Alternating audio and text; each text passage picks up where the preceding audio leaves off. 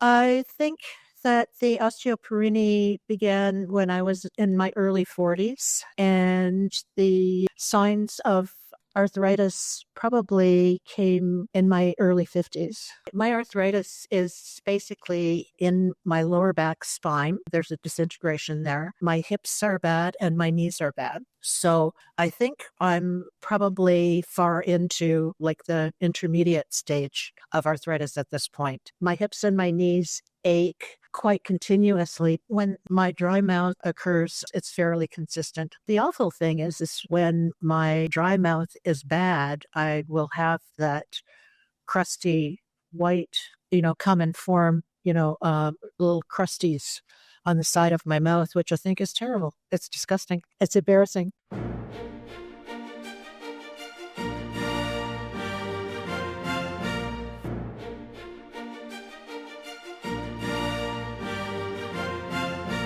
Finally, the mouth is on a key to health in all we do. When we heal the mouth, the body finds its harmony anew. Well, my name is Suzy Lake. I live in Toronto. I am a photographer and I'm a retired professor from the University of Guelph. The University of Guelph is a small city outside of Toronto. Dr. Goodman introduced the swish, oral swish, to me because I was at the end of a process of having a tooth implant. And before the tooth was actually permanently put in, she wanted to clear my mouth and make sure that my mouth was clean and systemically clean. I noticed, and I was excited to tell Dr. Goodman that I had had a problem with my lower legs tending to swell. And all of a sudden, the thing is I didn't have that lower leg swelling at the end of the day. It started to be noticeable probably 4 days, 5 days into using the swish. By the time that I saw Dr. Goodman, I could honestly say that my legs were not swelling and they were not prone to be swelling. So you're here today and we're supposed to be putting an implant crown in, and I had given you some HOCL. 10 days. Did you say 10 days? I knew that it would be helpful for the tooth, and I noticed that with my arthritis that at the end of the day, even if I've walked a tremendous amount, that my ankles are no longer swollen at the end of the day. That's incredible.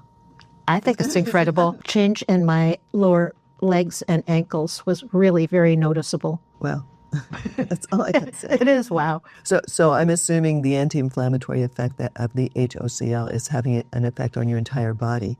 Oh, for sure. So I'm going to give you some more. I wonder if we should go for a period of time without using it and see if they get bad. And then if you use it, if they get Oh, no, I don't want you to take it away from me. So, Suzy, you've been using the swish for a couple of weeks now in a row, I think. Yes. Right? Yes. Tell me what you've noticed. Well, when I spoke with you last, I told you about the reduction in my inflammation in my legs. And so I didn't notice that my dry mouth had improved because prior to taking your swish, I was having dry mouth bad enough that I'd get these little white crusties on the outside corners of my mouth. And because I was all excited about my legs, I didn't even notice or reckon about my dry mouth. But today, since then and today, as I come to see you, my mouth really feels very clean.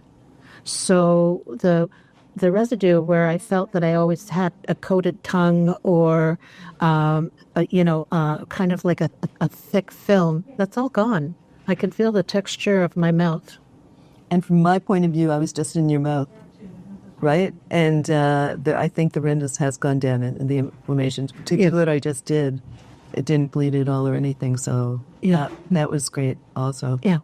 The swish actually is probably the first thing that I felt that my mouth was really clean. There's an interesting taste of the product as I spit it out that opens up an awareness of how clear my mouth actually feels. I don't use any of like the mouthwashes that we had in the home anymore. Now I use the swish in the morning and the swish at night. And I find it really helpful if it's convenient to actually use the swish in between when I've run out. It doesn't come back bad. It doesn't come back as heavy as pre-swish days, but I do notice that the dry mouth is resuming. And so when I get the new bottle of swish, I can recover quite quickly.